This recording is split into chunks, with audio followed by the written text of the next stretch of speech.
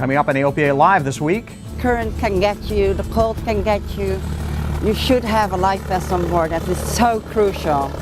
An exclusive interview with the pilot who dead stick to Cherokee into the Hudson.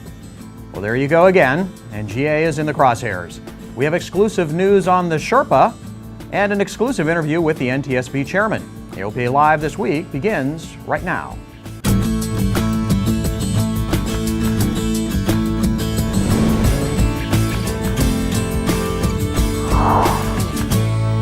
Seems like Groundhog Day. Once again, part of Washington thinks part of GA is part of the problem. Hello everyone, I'm Tom Haynes and this is AOPA Live this week. President Obama on Tuesday called on Congress to pass a small package of spending cuts and tax reform to prevent the dreaded sequester from kicking in March 1st. Sequester is across the board forced spending cuts. That would hurt almost all government functions, including the FAA. If Congress can't act immediately on a bigger package, if they can't get a bigger package done by the time the sequester is scheduled to go into effect, then I believe that they should at least pass a smaller package of spending cuts and tax reforms that would delay the economically damaging effects of the sequester. There is no reason that the jobs of thousands of Americans who work in national security or education or clean energy, not to mention the growth of the entire economy, should be put in jeopardy just because folks in Washington couldn't come together to eliminate a few special interest tax loopholes. So what special interest tax loopholes does the president have in mind? His press secretary explained. Eliminating or closing loopholes that give tax advantages to the wealthy and to corporations that average Americans and average businesses don't have. There's the subsidies to oil and gas companies. There's the subsidies to corporate jet owners. Well, there you go again. The reaction was swift and predictable. Senator Mitch McConnell, the top Republican in the Senate, said that raising taxes on private jets was a poll-tested gimmick. The two associations that take the lead representing business jet owners also blasted the statement. GAMA President Pete Bunce said the rhetoric is wrong and it hurts general aviation companies and workers. It's wrong, said NBAA President Ed Bolin, because there is no special treatment of business aircraft. The bottom line is this.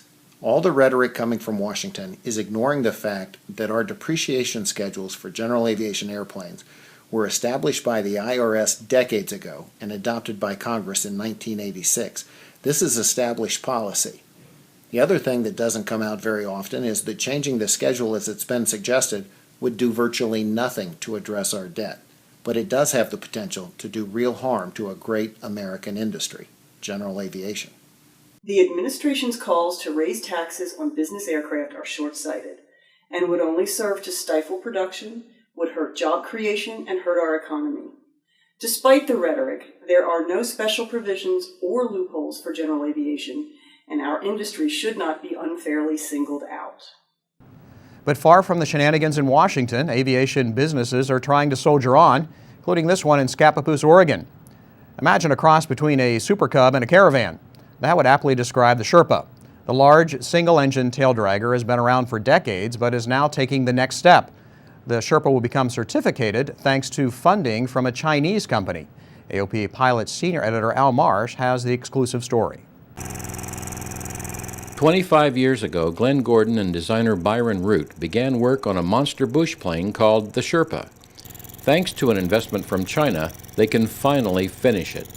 Under construction at the factory in Scappoose, Oregon, are the first two 8-passenger Sherpa 650 models powered by an 890 horsepower Garrett 331 engine. Certification will take 2 years. The payload for this aircraft will be over 3,000 pounds. There will also be a certified piston engine Sherpa, a Sherpa 500 carrying 6 people. It uses a 400 horsepower engine. Both models are based on the original design built more than 20 years ago.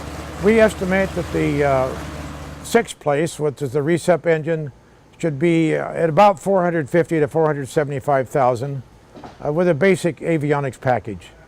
The plane behind me, our turbine, will very likely be about 1.3 million. The turboprop Sherpa 650 is claimed to fly at 200 miles an hour, while the piston engine Sherpa, the 500, is expected to cruise at 160 miles an hour. Both land at just 40 miles an hour. The secret? A new wing. It is a special design, not in anybody's book, but it has the tremendous flap on it, as you see. A plant will be built in China for customers there, while another plant may be built in Florida for a militarized model. He has interest from lots of potential customers. When you ask how many people we have, I've had so many people just say, gosh, I wish you were certified. Well, we're taking care of that. At last, the dream will become a reality. I always say about the light at the end of the tunnel, and I think there's a light at the end of the tunnel, and it's not on the front of a locomotive, so I always love that expression. In Scappoose, Oregon, Al Marsh, AOPA Live. There is no question that the Chinese are getting more involved in general aviation. That's why the next IAOPA World Assembly will be hosted by AOPA China in 2014. This will be a first for the International Council of Aircraft Owner and Pilot Associations. The date and city will be announced later. The National Transportation Safety Board this week praised the Airborne Law Enforcement Accreditation Commission and the AOPA Air Safety Institute for actions taken on NTSB safety recommendations. We made this recommendation to AOPA coming out of the Ted Stevens crash in Alaska. What we wanted to make sure is that if there were survivors on the aircraft that weren't the pilot, that they knew the location of survival gear and emergency equipment. AOPA didn't just establish a checklist or provide information to pilots. They created a fantastic video that's about 15 minutes long that not only shows some of this equipment and talks about why it's important, but it can essentially serve as a passenger safety briefing. That's fantastic, and that's the kind of change that we want to see from the aviation community. So how would you characterize the working relationship between AOPA and the NTSB? For years, we've relied on AOPA, and particularly their Air Safety Institute, to really help us get messages out. They pay close attention to our accident investigations and our recommendations, and they really have that relationship with the pilots, so they can share with the pilots lessons learned and best practices, and we really value that. You can see my full interview with Chairman Hersman on AOPALive.org. We talked to her about her political future and her previously unknown aviation experience. Well, coming up after the break, a new AD will affect a lot of pipers, and our exclusive interview with the Hudson River pilot. Welcome back to AOPA Live this week. The saga of Hawker Beechcraft continues. The company has now announced it will emerge from Chapter 11 bankruptcy later this month. Bill Boyster will become the new CEO of the new Beechcraft Corporation, and Hawker Beechcraft employees will get most, if not all, of their pension benefits. The FAA has issued an airworthiness directive on Piper aircraft that are 15 or more years old. The AD requires the inspection of control cable assemblies on Seminoles, Lances, Saratogas, and other Cherokee models.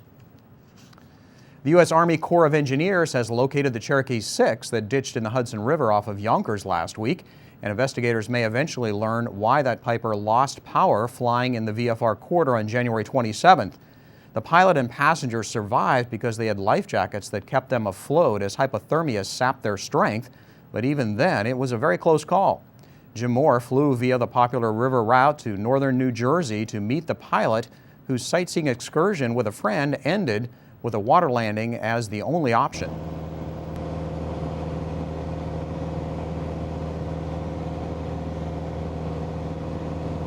And Hudson River traffic, Piper Cherokee over the GWB. Did it just quit all at once on you? Or? No.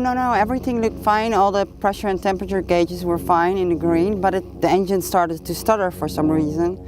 So I suspected the icing, and I tried carb heat. I tried switching to different tanks without any result. We were at 800 feet already, and then it popped on again for like 20 seconds, and then we climbed back to 1200, and then it happened again, and then we dropped again to 800. This was not a convenient time or place to lose an engine. There are no airports in reach from 1,000 feet anywhere over the Hudson. LaGuardia is 7 miles away from where DePriester's Cherokee 6 lost power. Teterboro, 6 miles. Neither is closer than 4 miles from any point along the river. Going down in the Hudson River, please. We're currently at the Alpen Tower. Mayday, mayday, mayday. Relay this message to the nearest emergency. Mayday, mayday. Nobody answered. I said, okay, I'm going to focus on the water landing now. It's dark. Aircraft calling mayday. Can you repeat, please? I did 2 emergency checklists, and the prop was still turning. We still had power, but no thrust. So the FAA is going to investigate it as soon as they drag the airplane out of the river. North of the George Washington Bridge, fire and police boats had been pulled from the water for winter, so Yonkers police headed to the only boat close enough to get there in time, a river pilot's launch. The Cherokee 6 did not sink immediately. We were inside the aircraft for probably about 5 to 7 minutes. That's where we made our phone calls to our loved ones and to 911. We're at the Alpine Tower. Alpine Tower? Yes. We're in the middle of the Hudson. In the middle of the Hudson. Your body is going to go automatically in shutdown mode, so your limbs will go off first and then the rest. So, and I tried to scream to Chris to swim backward. He finally did, and he was struggling with swimming because he was fighting the current. And I let myself go with the current, and at the right moment I would make a left turn to go ashore. So I was almost ashore, 75 yards out of the shore. And Chris was still somewhere in the middle, and then he started kicking in, and then he caught up with me, and at that time we were lifted out of the water by the pilot boat. Even with life jackets, they could not have held on much longer. The current can get you, the cold can get you. You should have a life vest on board. That is so crucial. This is Jim Moore, AOPA Live. Scary flight and a lucky couple. Fortunately, ditchings in the Hudson River are rare. While it was just 4 years ago when U.S. Airways Flight 1549 was forced to make a similar landing several miles south, Yonkers police tell AOPA Live this is the first aircraft rescue they can remember in at least 15 years. Well, it's not too late to register for the next AOPA Flying Club Network webinar. This one looks at what you should consider when choosing aircraft for your club. You'll hear from Flying Club experts, including Mark Epner from the Leading Edge Flying Club at Chicago Executive Airport and our own Adam Smith. The webinar is February 13th at 8 p.m. Eastern. That's 0100 Zulu. The webinar is free, but you have to register beforehand. The address is on your screen. And we'll be back in a minute. And finally, March Madness will be upon us before you know it. And we have our own version of the brackets here at AOPA. It's our second annual Aircraft Showdown. And your vote decides which aircraft get to the big dance. You can enter your nomination at the address there on your screen. And that's it for this week. Next Thursday, a new License to Learn from Rod Machado. I'm Tom Haynes. See you next week.